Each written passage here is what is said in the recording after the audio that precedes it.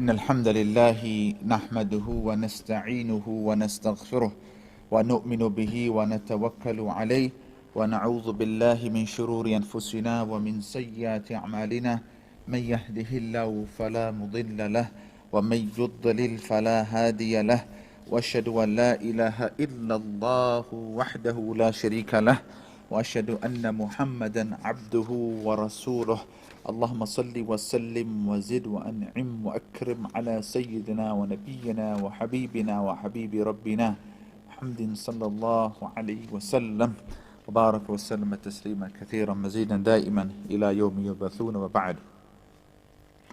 Alhamdulillah, we continue with the hadith regarding the 5 pillars of Islam, and just as a brief recap, 2 important points that we made. We covered the rulings regarding salah and the meaning of iqama as well, and we mentioned that the Quran says iqama anna ada. Ada means just to pray. Iqama means many other things that come under iqama as well, and that includes to perform wudu in the best possible manner, to pray in its correct time, to pray in congregation where the reward is 27 times greater, to fulfill the conditions of salah, which includes the fara'id as well, to observe the proper manners of salah, implementing each and every sunnah as well of the salah, and that your heart must be attentive, submissive and humble towards Allah subhanahu wa ta'ala. And then we spoke about the ruling regarding those who do not pray. What have the ulama said regarding those who have not pray, those who do not pray? And we said there are 3 opinions. The first opinion is that that person who genuinely forgets to pray his salah, okay, and we said insan has been created, the meaning of insan is that Allah subhanahu wa ta'ala has made us such a species that we intend to forget. So a person who forgets, or then he oversleeps, so he set the alarm clock, he had every intention of praying fajr, or it could be any other salah during the day. You came back from work, you set the alarm for dhuhr or asr, you had the intention of that you were going to wake up and pray, but you didn't, you overslept. You will not be held accountable for that. And the third person is he who is mentally not well, he has no control over his actions, and then that person is also forgiven as well. These are the 3 adults, and I also added a 4th one, and that is a child as well. Okay, a child who has not become mature, he does not need to pray. He should be encouraged to pray. If he doesn't, he is not sinful. Then the second opinion is those people who leave the fold of Islam as a result of not praying or doing any of the following. So they are now no longer Muslims. And this is the unanimous verdict of all of the scholars. And the first person is he who says salah is not compulsory on me. He is no longer a Muslim, because he has now changed the fundamental teaching of the deen, and that is salah is farad on us 5 times a day. The second person is he who refuses to pray out of pride. He's got takabbur, he doesn't want to pray, he knows it's farad on him, he doesn't want to bow down to Allah subhanahu wa ta'ala. He's got takabbur, he has now left the fold of Islam. Number 3 is the one who makes a mockery out of salah. He jokes about salah, okay? Any portion of the salah, he has left the fold of Islam. The 4th one is he who refuses to pray even after, for example, we mentioned if he is living in an Islamic state country.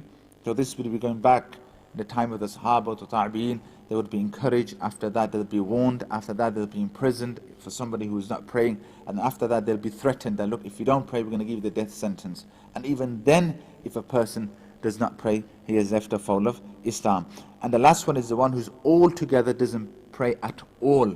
Forget the 5 times salah, put those to one side. He doesn't even pray Jum'ah. He doesn't even pray Eid. This person has left the fold of Islam. And then the third opinion we said is the one in which there is a difference of opinion, is the one who does not pray out of laziness. He accepts that it's farad on him, he doesn't make a joke or mockery out of it, but sometimes he doesn't pray out of laziness. What is the ruling regarding him? Majority of the ulama, except one imam, majority of ulama said this is a major sin. If he's not praying out of laziness, he don't leave the fold of Islam, because he hasn't made a mockery out of salah, he accepts it's farad on him. When he does pray, he has no takabbur. But this is laziness, it's a weakness, it's a major sin. But Imam Ahmad ibn Hanbal, he says no, laziness falls in the same category as neglect as well. So therefore, anyone who does not pray out of laziness, he has also left the fold of Islam. And I mentioned the saying of Ibn al-Qayyim rahimahullah, he says that a person who does not pray salah, he neglects the salah, he is worse than the one who does zina, he is worse than the one who gambles, he is worse than the one who drinks alcohol, he is worse than the one who does riba. And not individually, but all of these together. All of these together, the one who does not pray, he is worse than this one. Why? Because this one here, he's neglected salah. He's not praying it, something which is farad on him. Whereas this one, okay, he's engaged in all of these major sins, but there's a chance that when he returns home, he will do istighfar and tawbah. There's a chance that he will pray. There's a chance he might pray. But this one here, he has totally negated something which was farad on him. And then we spoke about some of the ways of improving our khushu. From that we said was to have the correct preparations, to pray calmly, remind yourself of Allah, ponder over the verses I mentioned. There's about 8 different topics that we can relate to in Surah Fatiha alone. Reciting carefully, don't rush, ponder over the meanings, realize that Allah loves you and you're doing something that Allah loves. That's why it's mentioned 700 times in the Quran, either directly or indirectly. Salah is mentioned 700 times in the Quran. Even if Allah mentioned it once, it would have been farad on us and we would have known Allah loves it. But look, 700 times in the Quran. And I mentioned the other, shahada is only sufficient. You say it once with all of the conditions, that's it. Alhamdulillah, your shahada is done. Fasting is only once a year.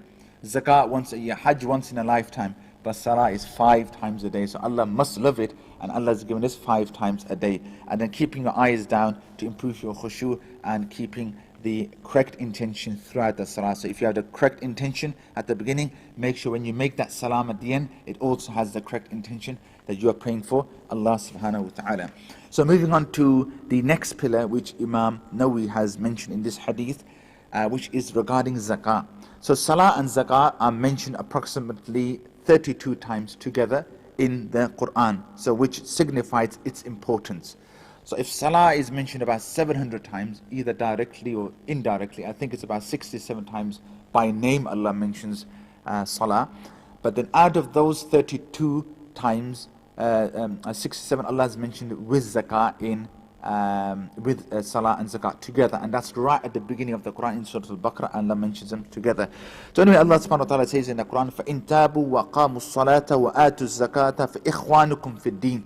Allah says, who are your brothers in Islam? Allah is describing who are your true brothers in Islam. They are those who repent. فَإِن تَابُوا, they return back to Allah subhanahu wa ta'ala. وَأَقَامُوا الصَّلَاةَ, again look at the word iqama has been used here, not ada, iqama. Okay, so all of these conditions are Islam, meaning their salah is the best salah. They are the ones who are your friends in deen, who they pray their salah on time. And wa'atu zakah, those who give their zakah as well. So what is the meaning of zakah? There are a number of meanings. Number one is to purify. Okay, so it could be to purify yourself, it could be to purify your wealth as well. Number two is to grow. So you give zakat, so Allah subhanahu wa ta'ala puts barakah in your wealth and your wealth grows. And number three, as I've mentioned, is blessing. Zakah could also mean blessing. Allah puts a blessing in your wealth when you give zakah. So the meaning in Sharia, the actual meaning of zakah, okay, for us is to give a certain amount of wealth from a certain category of wealth to a certain group of people at a certain time. Okay, so for example, those people who have to give zakah from, they have animals, they have a large farm, they give zakah, so their category comes from that, from the animals, and they have to give a certain amount which is fixed at that, and they have to give it to a certain category of people. You can't just give zakah to anyone and everyone. Zakat needs to be given to the people who are mentioned in the Quran, and we'll be covering those shortly. So what are the benefits of zakah? Number one, it helps the poor people. The most obvious is it helps the poor people. Number two is it strengthens the bond of brotherhood. And generally it does. You give money to anyone, you don't need to tell them it's zakah. You might have the intention of giving zakah, but when you give, number one, you should give somebody zakah, but not mention to them it's zakah. Just give it to them, say this is for you. Okay? Because sometimes, I know we do with a good intention, but you might make that person feel awkward that you're looking down on him. The best thing is give zakah in such a way where the person does not even know you're giving zakah. Just say this is a gift for you. You're giving zakah, but you don't need to, as we say, rub in his face. Rub in, oh, aap par zakat nahi hai, le lo, ye aapki zakat hai. We don't need to do that. Just say, this is a gift from you.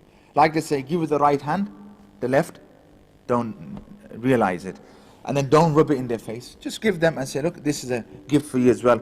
So it improves brotherhood and bondship as well. Then realizing it is a blessing from Allah subhanahu wa ta'ala, and it is a great blessing of Allah subhanahu wa ta'ala. Imagine if Muslims were not giving zakah, if zakah was not farad. Imagine how much poverty there would be. Our own family members would be dying, either of poverty or hunger. It is a blessing of Allah that how many Muslims are there? Over 1 billion Muslims in the world. I'd say at least maybe 40 to 50%, at least 50%, let's round up to 50%, must be giving zakah, definitely. And what a big difference it makes. Even our own government, every year they acknowledge that Muslims in the UK, we are a minority. The amount of charity we do in Ramadan, it surpasses every other religion by a mile, what we do in Ramadan, and then outside of Ramadan as well. So this is a blessing that Allah made zakah farz on us. Imagine if Allah did not make zakat farz on us. Who would give zakat? Then who would help others? Only those who would have a kind heart, a genuine heart, would have feelings for the poor, they'd give. Other people wouldn't. You know, what was the first test of Abu Bakr when he became Khalifa? The first test he had was people stopped paying zakah. And he had to literally go and fight the people and say, you need to give zakah. It does not mean the Prophet ﷺ has passed away, he's left, now you don't need to give zakah. The rulings of Islam are the same. Because why? We all love wealth. And we don't like to depart from wealth. But we need to understand this wealth is what Allah gave us. So Allah is telling us what to do with the wealth. So it's a blessing. And then it refines your character as well. So again, if you continuously give somebody zakah money, again, you don't need to tell them, but you got somebody in your mind, you know they're poor, and every year you're giving them zakat money, every year you're sending them, they're going to be making so much dua for you, so much dua for you. They are, if I can personally speak on one or two examples, I know certain people that we support, and they were in a very bad state, and we try avoiding, firstly we try to avoid, so we don't tell them that, you know, the person who does the distribution of zakat, my own person one in Pakistan, I always tell them, don't say it's from us, just give it, it's a gift. But once or twice people he has told them. So they'll kind of send you a message back saying, you know, there's a relative of mine that she was cleaning, you know, the houses and washing dishes. And she's a widow and she's over 60 years old. So when we started, alhamdulillah, supporting her, every year she's sending messages and so many du'as that you have thought of my izzah. Because now I'm not living that life where I'm going and washing people's dishes. So it refines your character. Someone is going to make dua for you. They're going to remember you for this, that you thought of them. So this is why it's important that not only zakah, if you can help, you have general sadaqah, lillah. Lillah meaning generally fi sabilillah, you're giving money to somebody to help them, then we should do that as well. Number 5 is it helps to strive against your nafs. Why? Because one of the greatest diseases of our nafs is greed. It's greed. And like Rasulullah said, you know, that if you gave Banu Adam, the son of Adam, 1 valley of gold, he said this should be 2. Why is it 1? Because we always want to increase. And the sad thing is sometimes we always take the haram path to get increase in our wealth. And number 6 is that it also strengthens and shows people our iman. Because zakah is one of the pillars of Islam as well. So the impact on not giving zakah. Okay, so we mentioned about salah, those who don't pray salah. What about those who don't give zakah? What are the rulings regarding them? So those who don't give zakah on their animals, okay, on the day of judgment, they will be trampled by those animals. Those very animals, so those who are in agriculture, and they make their money out of agriculture and farming, but they didn't give zakah. They have a certain amount of fix on, and we won't go into the fiqh issue, but if you have, for example, a certain amount of camels on this certain amount, you have to give zakah, goats and cows, and it goes on and on. Okay? And also on those people, rain will not be sent. Rain will not be sent on those people. So somebody who's got a farm, he's got agriculture, whatever, he's not giving zakat on that, Allah subhanahu wa ta'ala will not send rain to that people as well, to those people. And if you look at certain countries as well, I mean, we shouldn't be speculating, but where farming is very common and norm, and the Muslim lands, they don't have rain much. It just makes you think that is it because they're not giving their zakah? You know, because like I said, it's to depart money, to give somebody money, it's a very difficult thing. Then, so that's about the person who's not giving zakah on their animals. This is what will happen to them. Number two, the individual who is blessed with wealth and did not give zakah, that wealth will change into a snake or a serpent, and he will be bit by that. So his own wealth will become into a snake or a serpent, and they will start biting him. This is from the hadith.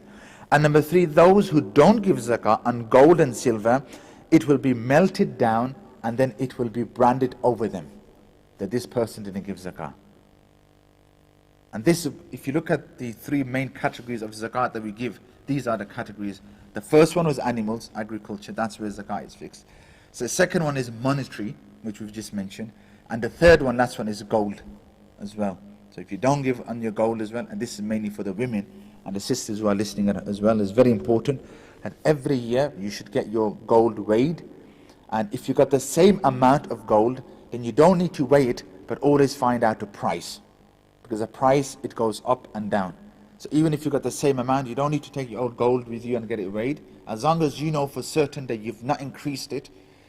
Decreases is okay because you're giving extra, doesn't matter. But if you've increased it and you're giving the same amount as last year, then you're putting yourself in great danger as well. What are the rulings regarding those people who don't give zakah? If one neglects it deliberately, saying it is not farad on him, he leaves the fold of Islam. So very much like salah. The one who says salah is not farad on me, he is now no longer a Muslim. The one who says that zakah is not farad on me, he is no longer a Muslim.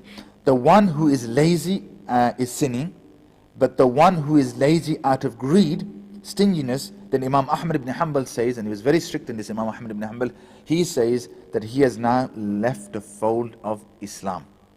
He has now left the fold of Islam. So the one who's lazy is just lazy to give. He's going to give, but in his own time, he can't be bothered to, let's say, get the gold weighed or whatever. He can't be bothered to go to the accountant and say how much savings have I made, whatever. He is sinning because he's delaying it. But the one who's lazy out of stinginess, he has no intention of giving at all. Imam Ahmad says he has now left the fold of Islam. Who can we give zakat to? And there are approximately 8 people today that are present. Some have now become mansukh, we don't give zakat to. But there are, according to most of the ulama, there are 8 types of people that we can give zakat to as well. And this is from Surah Al-Baqarah. The first is Al-Fuqara, the poor. And the Fuqara are those people who live below the poverty line. So they've got some wealth, but it's below the poverty line. Because a lot of time you get mistaken between the faqir and the miskeen. Fuqara is a plural for faqir. So we get mistaken. A lot of ulama have actually debated on this. Who is faqir, who is miskeen? So the faqir, and plural is fuqara, is the one who's got some wealth, but it's below the poverty line. Then al-masakin, which is plural for miskeen, is the extremely poor one. He is the one who has nothing. Bilkul, he has nothing, just about has clothing on his body. Okay, you can give zakah to them as well. The number 3 are the zakah collectors. Those who go around collecting zakah, they are liable to a share of zakah as well. Let me give you one example. The ulama who come for gender collection. Because at the end of the day, they might have a job. They've left their jobs. You know, they need to feed their families as well. So they can also take zakah from the money raised as well. Number 4 is the one who has reverted to Islam. He's become a Muslim, and as a result of him becoming a Muslim, his family have neglected him. So now he's got nothing. He had wealth, he's become Muslim, now he's got nothing. You can give zakah to that person as well. Number 5 is freeing captives and slaves. I don't think that really exists nowadays, but if there was anywhere in the world this was happening, so you could use zakat money to free a slave. You could, number 1, use money to give the slave, or number 2, to free that slave, meaning buy the slave and free them. And number 6 is someone who's in great debt and they're struggling to pay their debt. Okay, genuinely struggling. They're doing that most best, they're working and that, but they're not meeting the payment rates. Then you can give zakat for that. But then again, this is a very strict ruling in this. For example, somebody's been gambling all their life. You can't suppose somebody who's been gambling all his life or has been drinking alcohol. If somebody, let's say, generally took qarza to buy a house, he borrowed money, I'm giving one example, to buy a house, and now he's really struggling and people want their money, then you can give zakah to that person as well, because he's already in debt, so he's not giving zakat. So remember this one thing, if a person is in debt, you don't give zakat. And this is a very common question people ask. I owe somebody £10,000, I haven't paid them yet, do I give zakat? No. If your money is above the £10,000, you've got saving, but you haven't given yet, then you give zakat. The second question, somebody says, I've borrowed somebody money, I don't have it, so 10,000 I've borrowed somebody, I don't have it, I don't need to pay zakat on this. No, of course you do. Unless you've forgiven him and said, you know, this 10,000 loan I gave you, you can keep it.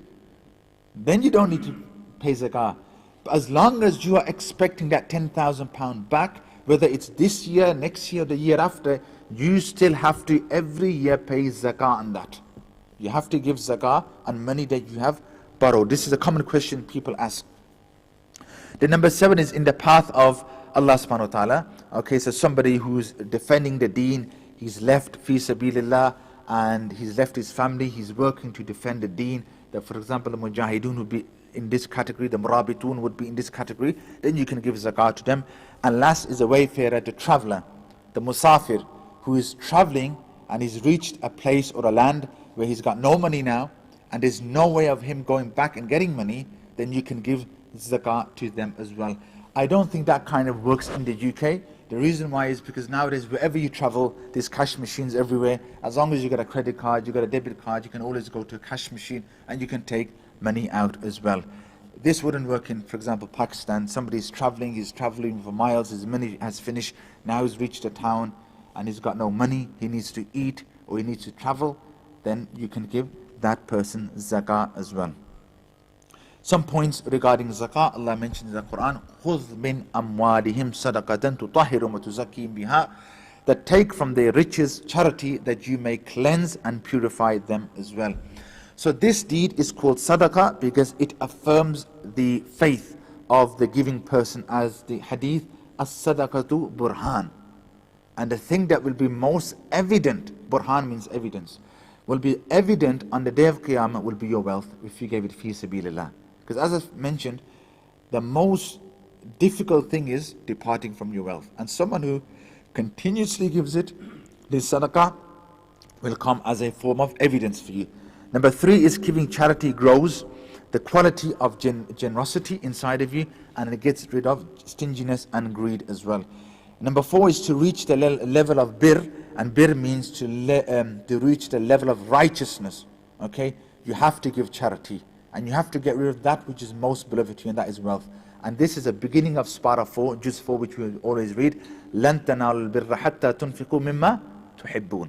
So لَن تَنَالُوا الْبِرَّ, birr, حَتَّى تُنْفِقُوا, infaq, to give charity. Okay, so if you want to reach the level of birr, which is righteousness, then you need to give charity. Number 5 is if zakah was not obligatory, many people would be in a bad state and many would die because of hunger, and I've touched on this already. Number 6, it ties family bonds and relatives, will give you plenty of du'as and charity as well when you give them this as a gift as well. And again, I have touched on this as well. Next, we move on to Hajj. Hajj is compulsory on once in a lifetime if they have the means. Okay, and when does Hajj become farz on somebody? When is somebody required to do Hajj? Number 1, when he's physically fit, you are able to travel.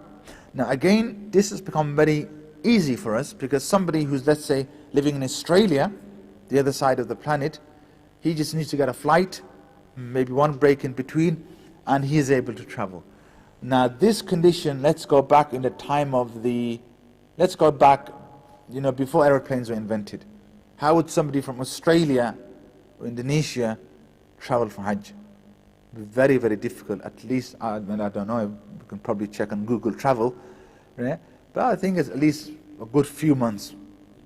Yeah, and then here we know when you travel by car, you travel by boat, and there are people who still do, especially in the Middle East when they go for Hajj, they go by foot. There are people who go from Pakistan by foot as well. Who go by car, takes them 6 months, takes them a year as well.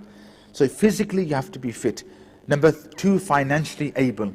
If you don't have the money to go to Hajj, you don't need to make Hajj. It's not compulsory on you. As soon as you have money, you got enough money, and if you're planning on going Hajj yourself, you're not taking your family, then as long as the family have got money as well to support themselves, and you got enough money to travel for Hajj, then you need to make Hajj as well. One must have provisions such as food to carry and food and drink to carry with him during the destination. And again, I mentioned this would only really be going back before aeroplanes were invented. So if somebody was, let's say, let's go back 300-400 years, somebody was going for Hajj from Pakistan and they were going to travel for 6 months. They need to have money now for 6 months worth of food. Nowadays, we sit on an aeroplane, we just pay one-off, £500-600, they feed you 3-4 times on an aeroplane. Yeah, they give you so much food that, by the time you're out, you don't want to eat anymore. So you've got nothing to worry about. No food, no need to worry about. Sheikh, you need chair? Are you okay? Okay. Okay. So again, so this would be another budget that you would need going back 300-400 years, budget to feed yourself on the journey as well. Then number 4 is the journey should be safe to travel on. The journey should be safe to travel. Again, nowadays on airplanes, subhanAllah, was this 6 years. Within 6 hours you're there. So imagine those people would have to travel day and night, and they would have to stop in the middle of the mountains. So man istata'a ilayhi sabila. If the path is safe, you make Hajj. If the path is not safe, you don't need to make Hajj. And number 5, the woman should have a mahram. Okay, and Imam Shafi is slightly lenient on this. He says as long as she is traveling with a group or with someone trustworthy, then it's okay, you can travel with them. Imam Shafi is slightly lenient on this. But according to most of the ulama, you have to travel with a mahram. Okay, for Hajj, the woman. Who can be a mahram? Number 1, they have to be baligh. They have to be mature. So the woman cannot go with her baby son and say, this is my mahram. So the mahram number 1 is a mahram. Yeah, so a male, and they need to be mature as well, and it needs to be someone who is closely related to you. In other words, it's someone that you cannot marry. A mahram the meaning of mahram is someone who is haram on you to marry. Can somebody marry their grandfather? Ji? Can you marry your grandfather? You can't, he's mahram. Can you marry your father? He's mahram. Can you marry your cousin brother? Cousin brother. You can't marry. Yeah, you can't marry your cousin brother. Therefore, a woman cannot go Hajj with a cousin brother. Do you understand now? Who is a mahram? I'm trying to explain who's a mahram. Mahram is someone you cannot marry. They are the ones you can alone, because remember this involves traveling alone as well. Yeah? Do you understand where the ruling now comes? 2 people alone, the third one is? Yeah, this is why Islam always protects us from this. So a woman's mahram can be her grandfather, can be her father, can be her brother, can be her maternal or paternal uncle. Yeah, mama or chacha. Yeah, but not her auntie's husband. He is not mahram. Okay, do you understand? So the woman needs to travel with a mahram. Next question, is it allowed to delay the Hajj? Now you've got money. The woman's got the mahram as well. You've got money, your family will be okay if you go alone for Hajj as well. There's enough money for them. Now are you allowed to delay the Hajj?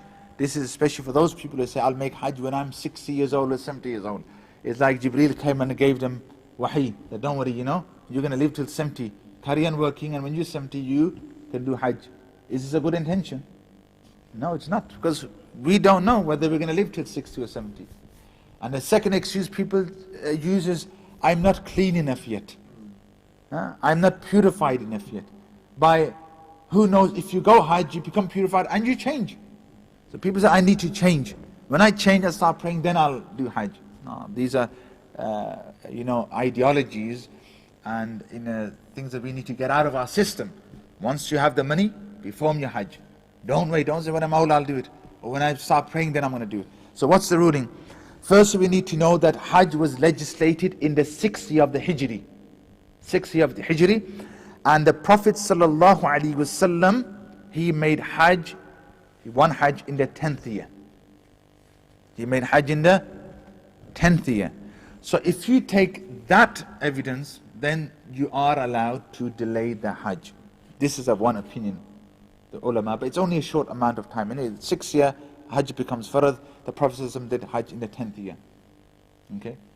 So if you take that evidence, that ruling, then you are allowed to delay the Hajj. However, most of the ulama say, and this is a matter of fiqh as well, that the command is that where you are allowed to necessitate, or delay is allowed to be necessitated, then you can, but otherwise it must be carried out straight away. So most of the ulama say that as long as you've got the money, as long as all of the conditions are being met, then you are not allowed to delay the Hajj. Hajj needs to be performed as soon as possible, and this was the opinion of Imam Abu Hanifa, Imam Malik, and others as well. They said that as long as you have the money, you should perform the Hajj. Umar ibn Khattab says that when he was Khalifa, he said, I feel like going around to the people's houses and being able to see that if they are able to perform Hajj and they're not, I will put the jizya on them. Jizya is a tax that the non-Muslims paid for their protection. This is very similar to, I would say, our council tax. The council tax that we pay here is also a form of jizya, because in that also comes not only the rubbish, sometimes you forget it's only the rubbish bins, it's the police in there, the fire service in there, ambulance, all of these people are in there as well. So the police are in there as well. Okay, so people say that, oh, jizya, why do we have to pay, why were the Muslims charging people jizya? Why are we being charged council tax? It's the same thing as well. So Umar ibn Khattab says that if I was able to go to every single house and find out that somebody who Hajj was faraz on and he was not performing Hajj, I would start charging him tax, meaning I would start charging him the jizya as well. So some of the points and lessons regarding Hajj. Hajj is connected to the character and the seerah of Ibrahim alayhi salatu wassalam.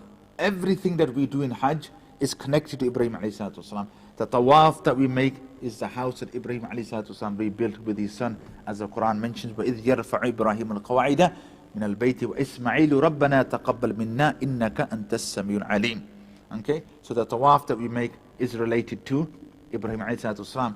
The Safa Marwa, إِنَّ الصَّفَا وَالْمَرْوَةَ مِنْ شَعَائِرِ اللَّهِ فَمَنْ حَجَّ الْبَيْتَ وَاعْتَمَرَ فَلَا جُنَاحَ عَلَيْهِ أَن يَطَّوَّفَ بِهِمَا. Okay, so again the 7 times Safa Marwa, this is connected to the wife and son of Ibrahim alayhi salatu wasalam. The pelting of the shaitan, the 3 shaitans, the mummy, daddy and the baby, okay, that is also connected to Ibrahim alayhi salatu wasalam. The very place that we go to, Makkah, this is a barren valley of Makkah, which Ibrahim made a dua, رَبَّنَا إِنِّي أَسْكَنْتُ مِنْ ذُرِّيَّتِي بِوَادٍ غَيْرِ ذِي زَرْعٍ عِنْدَ بَيْتِكَ الْمُحَرَّمِ. So when Ibrahim was told to leave his wife and child in this Makkah, barren valley of Makkah, there was no life, nothing. No one there, no greenery. And he's been told to leave his wife and his young child there. So Makkah is related to Ibrahim alayhi salatu wasalam. Arafah is related to Ibrahim alayhi salatu wasalam. Muzdalifah is related to Ibrahim alayhi salatu wasalam. Mina is related to Ibrahim alayhi salatu wasalam. So everything around Hajj and connected to Hajj is connected to Ibrahim alayhi salatu wasalam. And Ibrahim made the first call to Hajj. وَأَذِّن فِي النَّاسِ بِالْحَجِّ يَأْتُوكَ رِجَالًا وَعَلَى كُلِّ ضَامِرٍ يَأْتِينَ مِنْ كُلِّ فَجٍّ عَمِيقٍ. Ibrahim alayhi salatu wasalam made the first call. He was commanded to make dua, the dua meaning the call to Hajj. And he looked around and he said, there's nobody here, who do I call for Hajj? And Allah subhanahu wa ta'ala says, you call the Hajj, it is my responsibility, I will send people. And subhanallah, it's been almost 4,000 years, or just over 4,000 years, and since that day, millions of people have performed, billions of people have performed Hajj. And this year, may Allah subhanahu wa ta'ala make it easy, and all of the Muslims around the world, there will be about 10,000 Muslims who will be making Hajj, just the locals. And we hope that next year, inshallah, Hajj is resumed as normal, and we pray that the expected about 5 million, I think on average every year, perform the Hajj as well. And again, some people, I think they must have had some special dream or something, right, in which they say, oh, Hajj has been stopped, so it's a sign of Qiyamah. The signs of Qiyamah, Prophet ﷺ told us. Yeah? He told us the minor ones, which was in Hadith number 2, Hadith Jibreel, and we know of the major ones.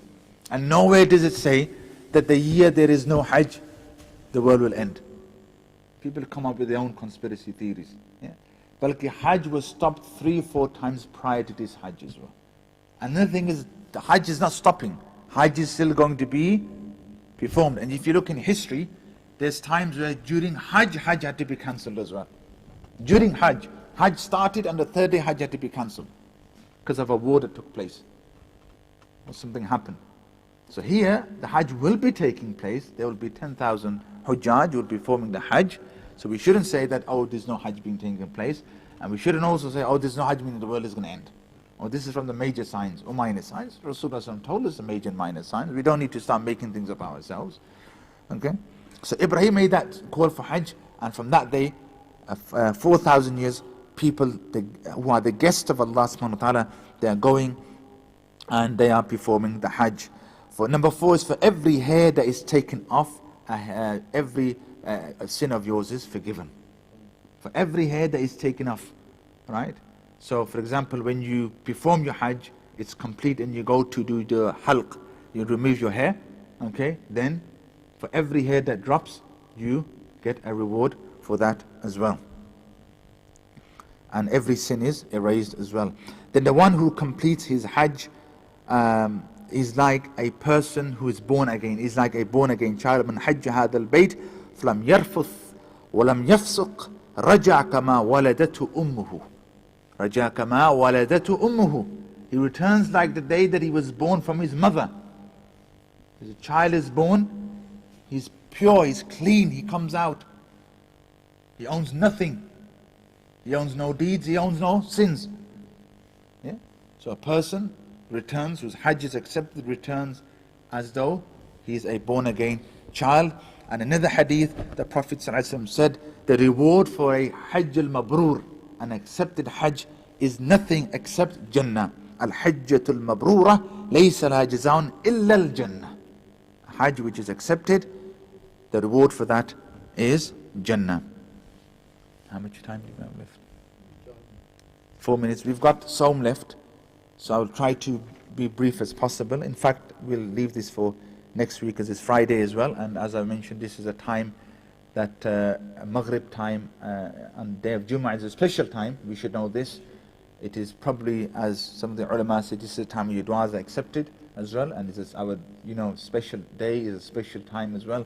So I will finish off on this note, so you got the last few moments to increase your as-salatu was-salamu ala nabiyyi sallallahu alayhi wa sallam, and also to make dua as well. أقول قولي هذا وأستغفر لي ولكم ولسائر المسلمين فاستغفروه إنه غفور رحيم. سبحانك اللهم وبحمدك أستغفرك وأتوب إليك. وصلى الله وسلم على نبينا محمد وعلى آله وصحبه أجمعين. فجزاكم الله خير. والسلام عليكم ورحمة الله وبركاته.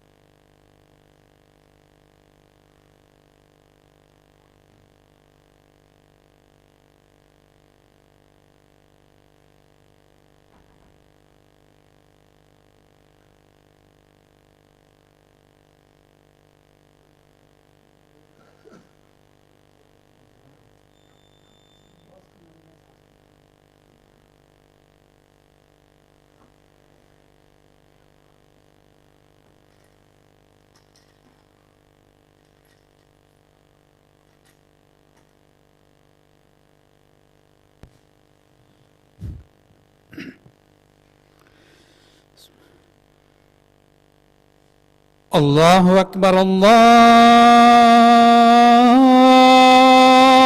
أكبر الله أكبر الله أكبر أشهد أن لا إله إلا الله أشهد أن لا إله إلا الله أشهد أن محمدًا رسول الله أشهد أن محمدًا رسول الله حي على الصلاة حي على الصلاة حي على الفلاح حي على الفلاح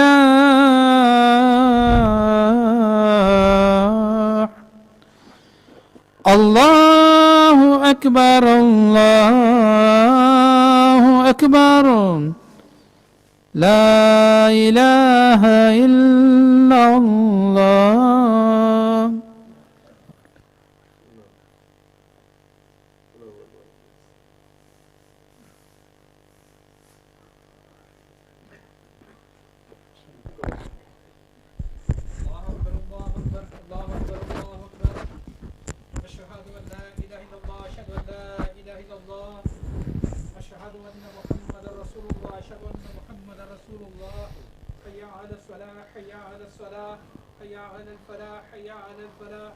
قد قامت الصلاة قد قامت الصلاة الله أكبر الله أكبر لا إله إلا الله الله أكبر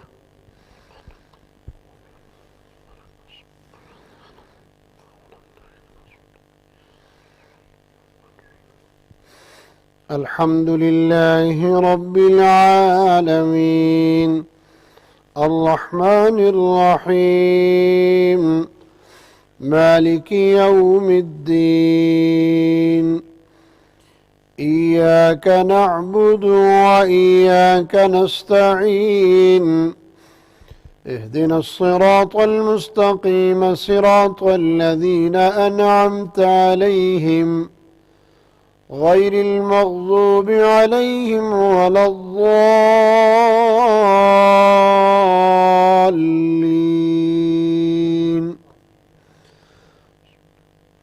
ويل لكل همزة لمزة الذي جمع مالا وعدده يحسب أن ماله أخلده كلا لينبذن في الحطمة وما أدراك ما الحطمة نار الله الموقدة التي تطلع على الأفئدة إنها عليهم مؤصدة في عمد ممددة الله أكبر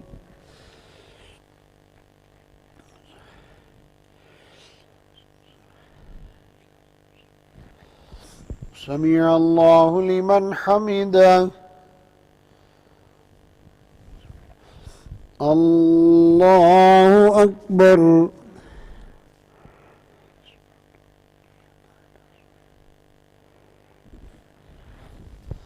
الله أكبر الله أكبر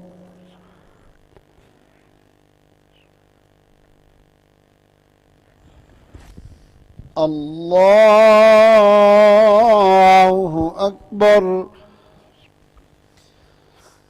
الحمد لله رب العالمين الرحمن الرحيم مالك يوم الدين إياك نعبد وإياك نستعين اهدنا الصراط المستقيم صراط الذين أنعمت عليهم غير المغضوب عليهم ولا الضالين تبت يدا أبي لهب وتب ما أغنى عنه ماله وما كسب سيصلى نارا ذات لهب وامرأته حمالة الحطب في جيدها حبل من مسد الله أكبر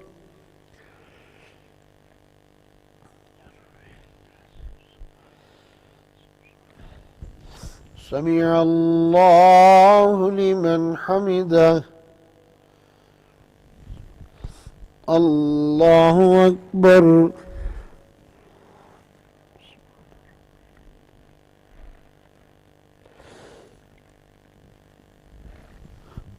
الله أكبر الله أكبر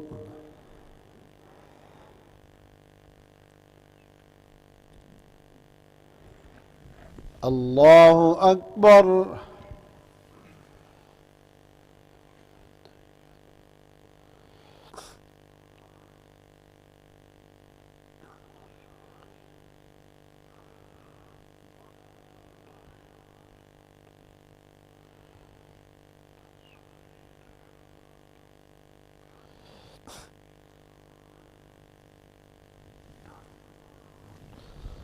الله أكبر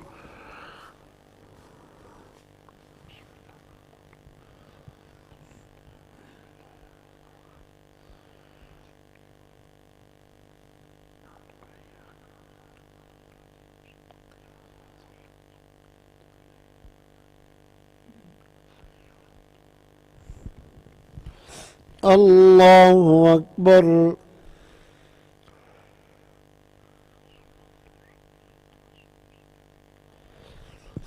سمع الله لمن حمده الله أكبر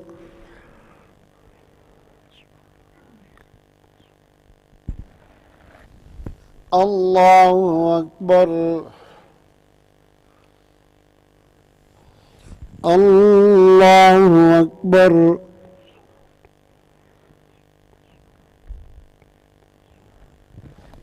الله أكبر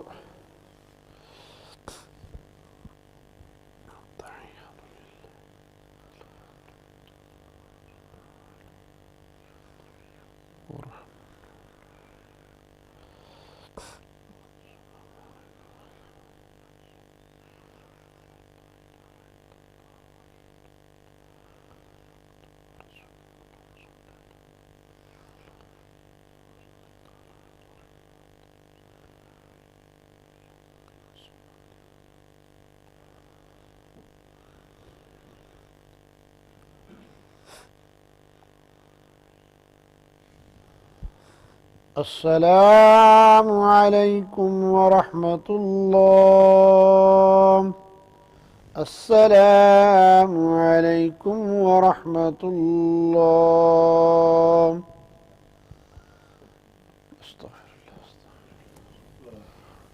اللهم أنت السلام ومنك السلام وإليك يرجع السلام تبارك ربنا وتعاليت يا ذا الجلال والإكرام وصلى الله تعالى على خير خلقه محمد وعلى آله وأصحابه وأهل بيته أجمعين برحمتك يا